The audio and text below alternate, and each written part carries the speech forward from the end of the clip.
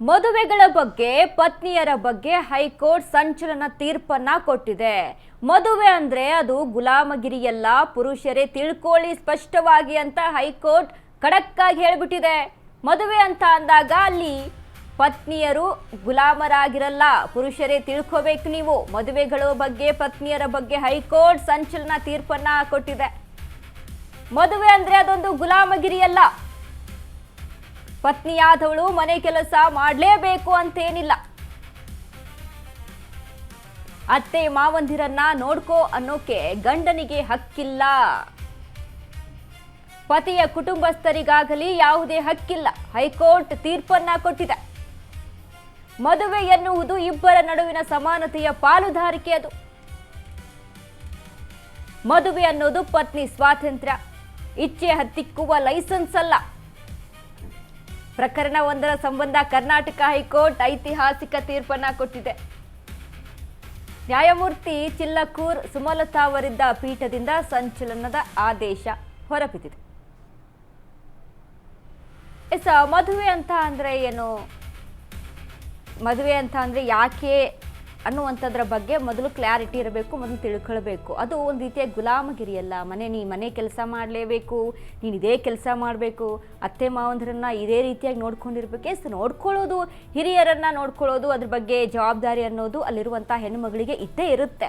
But ಅದನ್ನು ಹೊರತುಪಡಿಸಿ ಕೆಲವೊಂದಿಷ್ಟು ಹಿಂಗೇ ಇರಬೇಕು, ರಿಸ್ಟ್ರಿಕ್ಟ್ ಆಗಿ ರೂಲ್ಸ್ ಆ್ಯಂಡ್ ರೆಗ್ಯುಲೇಷನ್ಸನ್ನು ಹಾಕ್ಕೊಂಡಿರುವಂಥ ಎಷ್ಟೋ ಫ್ಯಾಮ್ಲಿಗಳಿದ್ದಾವೆ.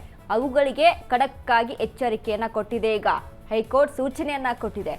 ಅವಳು ನಿಮ್ಮ ಗುಲಾಮಗಿರಿ ಮಾಡೋದಕ್ಕೆ ಬಂದಿರೋದಿಲ್ಲ, ಮದುವೆ ಆಗಿ ಮನೆ ಕೆಲಸವನ್ನ ಮಾಡಲೇಬೇಕು, ಹಿಂಗೆ ನೋಡ್ಕೊಳ್ಬೇಕು ಅಂತ ಹೇಳೋದಕ್ಕೆ, ಅವಳಿಗೆ ಸ್ವಾತಂತ್ರ್ಯವನ್ನ ಕೊಟ್ಟು ಬದುಕೋದಕ್ಕೆ ಬಿಡಬೇಕು. ಯಾವುದೇ ರೀತಿಯಾಗಿ ಅವಳ ಮೇಲೆ ಹೇರಿಕೆಯನ್ನ ಹಾಕುವಂತಿಲ್ಲ ಹೆಣ್ಮಕ್ಳು ಅಂತ ಅಂದ್ರೆ, ಸೊಸಿ ಅಂತ ಅಂದ್ರೆ. ಸೊ ಹಾಗಾಗಿ ಇದೀಗ ಮದುವೆ ಅಂತ ಅಂದಾಗ ಅದೊಂದು ಬಾಂಧವ್ಯ ಇರುತ್ತೆ. ಮೇಡಮ್, ಮೊದಲೇ ಹೆಣ್ಮಕ್ಳು ಕೆಲಸ ಮಾಡೋದು ಈಗಿನ ಕಾಲಘಟ್ಟದಲ್ಲಿ ಕಡಿಮೆ ಆಗಿದೆ. ಅಂಥದ್ರಲ್ಲಿ ಈ ಒಂದು ಹೈಕೋರ್ಟ್ ಆದೇಶ ನಾವು ಒಪ್ಲಿಕ್ಕೆ ನಿಜವಾಗ್ಲೂ ಒಬ್ಬ ಹುಡುಗರಾಗಿ ಯಾಕಂದ್ರೆ ಹೆಣ್ಮಕ್ಳು ಹೊರಗಡೆ ಹೋಗಿ ಕೆಲಸ ಮಾಡ್ತಾ ಇದ್ದಾರೆ, ಗಂಡು ಮಗನೇ ದುಡಿಬೇಕು, ಜವಾಬ್ದಾರಿ ನಿಭಾಯಿಸಬೇಕು ಅಂತ ಇತ್ತು ಮುಂಚೆ. ಬಟ್ ಇವಾಗ ಆಗಿಲ್ಲ, ಹೆಣ್ಮಕ್ಳು ಕೂಡ ಸಮಾನವಾಗಿ ದುಡಿತಾ ಇದ್ದಾರೆ, ಸಮಾನತೆ ಕೇಳ್ತಾರೆ, ಇಲ್ಲ ಅಂತ ಹೇಳೋದಿಲ್ಲ. ಸೊ ಹಂಗಾಗಿ ಎಲ್ಲೋ ಒಂದ್ ಕಡೆ ಅವರ ತಂದೆ ತಾಯಿನ ನೋಡ್ಕೊಳ್ಳೋ ಹಕ್ಕಿಲ್ಲ ಅಂತೆಲ್ಲ ಹೇಳಿದೆಲ್ಲ. ಈಗ ಅದು ನಾನು ಕೋರ್ಟ್ನ ಈ ಒಂದು ಆದೇಶಕ್ಕೆ ನಾನು ನಿಜವಾಗ್ಲೂ ಒಪ್ಪಲ್ಲ ಅಂತ ಹೇಳ್ತೀನಿ. ಅಂದ್ರೆ ನೋಡ್ಕೊಳ್ಳೋಕೆ ಹಕ್ಕಿಲ್ಲ ಅಂದ್ರೆ ನೋಡ್ಕೊಳ್ಳೇಬೇಕು ಅನ್ನುವಂಥ ಒಂದು ಜವಾಬ್ದಾರಿನ ಹೇರುವಂತಿಲ್ಲ.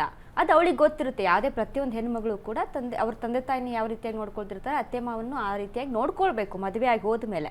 ಸೊ ಅವರಿಗೆ ಇರುವಂಥ ಜವಾಬ್ದಾರಿ ಅವ್ರು ತಿಳ್ಕೊಂಡು ಬಂದಂಥ, ಬೆಳ್ಕೊಂಡು ಬಂದಂಥ ರೀತಿ ಆಗಿರುತ್ತೆ. ಬಟ್ ಇಲ್ಲಿ ಕೆಲವೊಂದು, ಎಲ್ಲರೂ ಅಂತ ಅಲ್ಲ, ಕೆಲವೊಂದು ಮನೆಗಳಲ್ಲಿ ಇದೇ ರೀತಿಯಾಗಿರ್ಬೇಕು, ನೀನು ಅತ್ತೆ ಹೇಳ್ದಾಗ ಕೇಳಬೇಕು, ಮಾವ ಹೇಳ್ದಾಗ ಕೇಳಬೇಕು, ಗಂಡ ಏನು ಹೇಳ್ತಾನೆ ಆ ಗೆರೆ ದಾಟುವಂಗೆ ಈಗಲೂ ಕೂಡ ಇದೆ. ಈಗಿನ ಸಮಾಜದಲ್ಲೂ ಕೂಡ ಅದು ನಡೀತಾ ಇದೆ. ಅಂಥವ್ರಿಗೆ ಈ ಹೈಕೋರ್ಟ್ನ ಈ ತೀರ್ಪು ಅನ್ವಯ ಆಗುತ್ತೆ. ಸೊ ಹಾಗಾಗಿ ಈಗ ಎಲ್ಲರೂ ಕೂಡ ಫ್ರೀಯಾಗಿ ಲೈಫ್ನ ಲೀಡ್ ಮಾಡ್ತಾ ಇದ್ದಾರೆ. ಗಂಡ ಹೆಂಡತಿ ಒಟ್ಟಿಗೆ ಕೆಲಸ ಮಾಡೋದು, ಒಟ್ಟಿಗೆ ಜವಾಬ್ದಾರಿಗಳನ್ನು ನಿಭಾಯಿಸೋದು, ಮನೆಯನ್ನು ನೋಡ್ಕೊಳ್ಳೋದು, ಎಲ್ಲವನ್ನ ಕೂಡ ನಿಭಾಯಿಸ್ತಾ ಇದ್ದಾರೆ. ಅದ್ರ ಜೊತೆಗೆ ಇದು ಕೆಲವೊಂದು ವರ್ಗದ ಜನಗಳಿಗೆ ಮಾತ್ರ ಇದು ಸೀಮಿತ ಆಗುತ್ತೆ, ಈ ಒಂದು ಹೈಕೋರ್ಟ್ ತೀರ್ಪು ಅಂತ ಹೇಳ್ಬೋದು.